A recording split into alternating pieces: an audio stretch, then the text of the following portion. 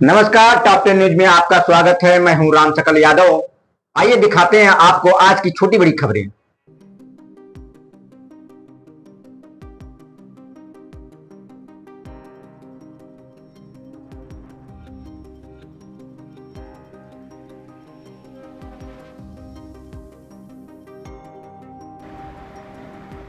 पश्चिम बंगाल में भाजपा की जीत के बाद आजमगढ़ में पहुंचे भाजपा नेता जयनाथ सिंह का कार्यकर्ताओं ने जोरदार स्वागत किया।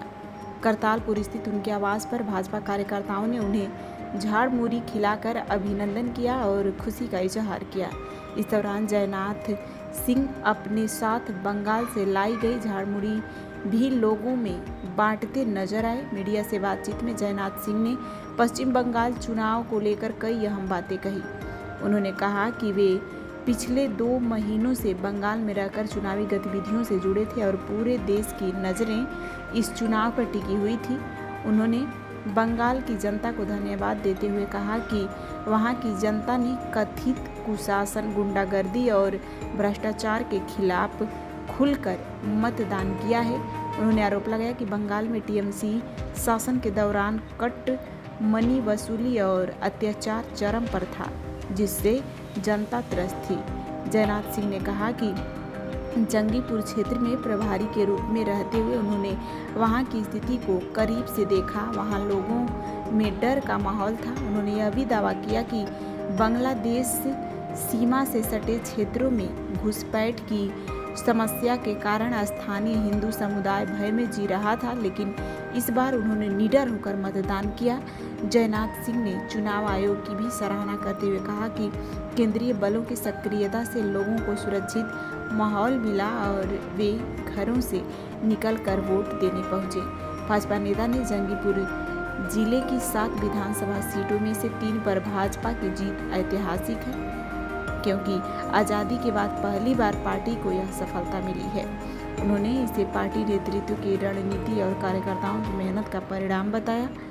इसके साथ ही उन्होंने पश्चिम बंगाल में आयुष्मान योजना लागू होने पर भी सवाल उठाए और कहा कि इससे गरीबों को इलाज में कठिनाई हो रही है। आगे क्या कुछ कहा भाजपा नेता जयनाथ सिंह ने, आइए सुनाते हैं। पश्चिम बंगाल में आप गए थे जिले के प्रभारी थे और भारतीय जनता पार्टी की क्या कहेंगे, किस तरह का माहौल रहा, किस तरह से आप लोगों ने चक्रव्यूह तोड़ा? सर्वप्रथम मैं आप जनपद के समस्त पत्रकार बंधुओं को हृदय से आभार व्यक्त करता हूँ और बधाई भी देता हूँ। बधाई इस बात की देता हूँ कि बंगाल का चुनाव पूरे हिंदुस्तान की जनता की निगाहें वहीं पर थी और पश्चिम बंगाल का चुनाव किस पलड़े में जाएगा इस नाते पूरा सब लोगों की, चाहे नौजवान हो, बच्चे हो, महिलाएं, सबकी निगाहें वहीं पर थी और मैं वहां की जनता का मैं बहुत बहुत धन्यवाद दे रहा हूँ। जिस हिसाब से ममता जी का कुशासन और ममता जी की गुंडागर्दी, टीएमसी के गुंडों द्वारा वहां सबको सताने का, गलत तरीके से कट मनी वसूलना और इतना अत्याचार, जिस तरह जैसे लग रहा था कि अंग्रेजों की हुकूमत वहां चल रही है और भय का वातावरण वहां था बंगाल में। मैं आपको बता दूं कि जंगीपुर जिले का जब मैं प्रवासी प्रभारी के रूप में यहाँ से गया, लगभग 1.25 महीने का मेरा वहां समय बीता। सड़कों पर दिन में गो कसी होती, गो माता का पांव बांध करके सड़क पर लिटा करके गर्दन पे आरी से उनकी गर्दन काटी जाती थी। ऐसा दृश्य मैंने अपने जीवन में, पिक्चरों में भी नहीं होता होगा, जिस तरह हकीकत वहां मैं अपनी आंखों से, मेरे साथ जो लोग गए थे, देख करके आए। 2 घंटे तो मैं आकर के कमरे में अपने जैसे लगा बेहोश हो जाऊंगा, उस तरह गो माता का वध हो रहा था। और निश्चित रूप से इस सरकार का अंत जिस हिसाब से हुआ, वहां की जनता जागरूक हो चुकी और एक हिंदू सेंटिमेंट वहां उभरा। क्योंकि बांग्लादेश बॉर्डर पे जंगीपुर पे है, एकदम सटा हुआ बांग्लादेश, और नदी के किनारे से लोग आ जाते थे घुसपैठी, वहां घुस करके हर तरह से हिंदुओं को सताते थे, प्रॉब्लम खड़ी करते थे। वो डर का वातावरण, वो भय का वातावरण जो है, वो दृश्य मेरे आंखों के सामने आ जा रहा है। और इस नाते वहां पर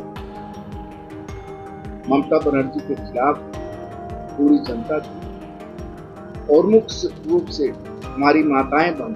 मैं आपको बता दूं कि जो 92% वोट पड़ा है उसमें 100% हिंदुओं ने, चाहे बाहर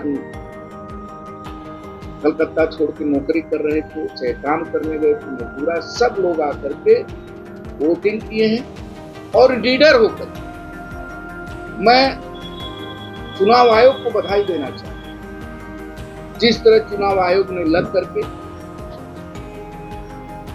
इस तरह का माहौल बनाया, और वहां सीआरपी बीएसएफ सेना जो लगी, गांव-गांव में जाकर के लोगों को प्रोत्साहित कर रहे थे कि आप लोग वोट करिए, और लोग आकर के, और उसके बाद भी डर से घरों से नहीं निकल रहे थे। लेकिन 1 माह 1.5 माह पहले वोट जो लग करके लोगों को जागरूक कर रही थी, वोट आप परसेंटेज बढ़ना चाहिए, चुनाव आयोग भी उस पर काम कर रहा था। और इस नाते वोट आप परसेंटेज जब हमारा बढ़ा है, और हिंदू घरों से निकल करके माताएं बहनें जब वोट डालना शुरू की हैं लाइन में लग करके, और मैं उनको कितना आभार व्यक्त करूं। पहली बार निडर होकर के लोगों ने वहां वोट किया, और उस वोट के नाते आज हमारी जीत हुई है। और जिस तरह अत्याचार हुआ था, मैं बता रहा हूं कि इतिहास के पन्नों में आप लोग नहीं देखे होंगे कि अंग्रेजों के अत्याचार से कहीं दुगुना अत्याचार था, कोई आदमी ठीक से नहीं।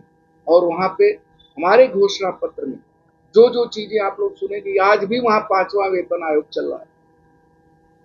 5वां वेतन आयोग आज भी वहां कर्मचारियों का, सिपाहियों का, कर्मचारियों का वेतन, कर्मचारियों ने भी अपना जो वोटिंग किया उसमें हम विजयी हुए। और दूसरी बात जो थी कि आयुष्मान कार्ड पूरे हिंदुस्तान के अन्य स्टेटों में भी चल रहा, लेकिन ममता वहां नहीं लागू। गरीब आदमी दवा के अभाव में मर रहा है, गरीब के पास भोजन नहीं, कपड़े नहीं, कोई व्यवस्था नहीं है। और जब लोग उत्तर प्रदेश की बात सुनते थे, कोई बाबा योगी आदित्यनाथ जी का वहां बुलडोजर चलता, अत्याचारियों की जगह जेल होती है तो सीधा ऊपर पहुंचाया जाता है, वो सब लोग इतना खुश थे। और चाहे मोदी जी आते थे, चाहे योगी जी, हमारा उत्तर प्रदेश का देश का बड़ा नेता जहां भी आता था, अमित शाह जी रैली करते थे, स्वतः लोग जाते थे, सुनते थे। उनको सपना लगता था कि कैसे भाजपा यहाँ सरकार बना ले। वो हमारे यहाँ जंगीपुर जिले में 7 सीटें थी, 7 सीटों में कभी एक सीट भी नहीं निकले थे। लेकिन हम लोग आदरणीय अमित शाह, आदरणीय सुनील बंसल जी की रणनीति पे काम की, वहाँ माइक्रो मैनेजमेंट से हम वहाँ 3 सीटें जीत करके जंगीपुर, नौग्राम, खारग्राम, ये तीनों सीटें हम जीते। एक सीट चुनी कि हम बहुत कम वोटों से हारे हैं। इस नाते समझ लीजिए कि 3 सीटें जीत करके हमने ऐतिहासिक जीत दर्ज हासिल की है। चुनाव आयोग को धन्यवाद दे रहे हैं। ममता बनर्जी कह रहे हैं कि 100 सीटें जो जीती हैं चुनाव आयोग के सहयोग से, अभी भी इस्तीफा देने को तैयार नहीं हो, करे हमारी हार नहीं है, हमारी दिल्ली की हार नहीं, चुनाव आयोग से हमारी हार है। ममता बनर्जी नारी तो हैं, लेकिन नारियों का अपमान जिस तरह बंगाल में उन्होंने किया है, ईश्वर उनको कभी माफ नहीं करेगा। और किस तरह की अमर्यादित भाषा बोल रही है, उनके पास लज्जा नहीं है, पूरी तरह चुनाव हारी हुई है। प्रचंड बहुमत से भाजपा की सीटें हम सब जीते हैं, और उसके बाद वो कह रहे हैं कि हम इस्तीफा नहीं देंगे। चुनाव आयोग को ऊपर लगा रहे हैं, सेना को ऊपर लगा रही है, अमित शाह जी को ऊपर लगा रहे हैं, सुनील बंसल जी को लगा रहे हैं। हम गए थे कहीं उत्तर प्रदेश का गुंडा आया है, ये इन भाषाओं का कौन सा जवाब हम लोग दें?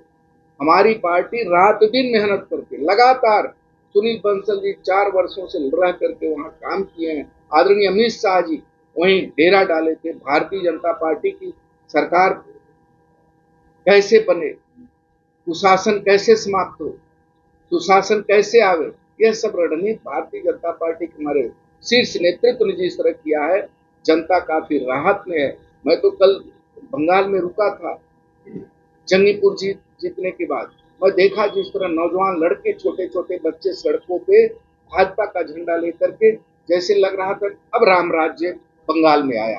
राम राज्य की स्थापना, कल्पना जो थी राम राज्य की स्थापना बंगाल में हुई है। बच्चे जय श्री राम सड़कों पे गूंज रहे, महिलाएं हजारों हजार महिलाएं सड़कों पे झंडा लेकर के राम राज्य की स्थापना की है। मोदी को फोटो उनकी गले लगा रही है, योगी जी की फोटो गले लगा, अमित शाह जी की पूजा कर रही हैं वहां की महिलाएं, सुनील बंसल जी की पूजा कर रही हैं महिलाएं। ऐसे देवतुल्य लोग आकर के बंगाल को बचा लिया। और बांग्लादेश की घुसपैठी तो वहां से पलायन हुए, जाते ही सब पलायन हुए। इसके बाद और देखिएगा, अब बांग्लादेशी घुसपैठी अधिकार छीन रहे थे हमारे देश में आकर के, बंगाल में आकर के जो वहां के गरीबों मजलूमों के ऊपर अत्याचार कर रहे थे, वह घुसपैठियों की हिम्मत नहीं अब हो पाएगी को घुसपैठी। सर्वोदय पब्लिक स्कूल आजमगढ़ में आपका स्वागत है, जहां हर दिन एक नई शुरुआत होती है।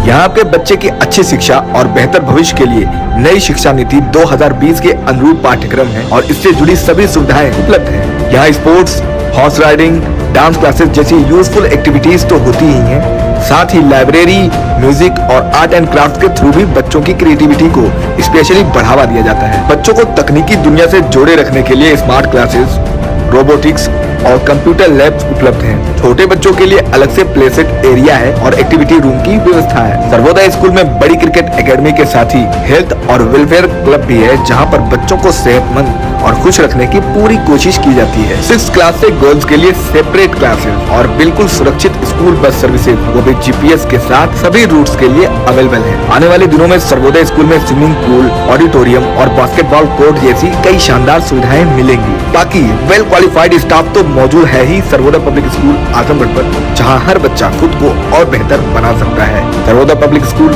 Azamgarh, admission are open.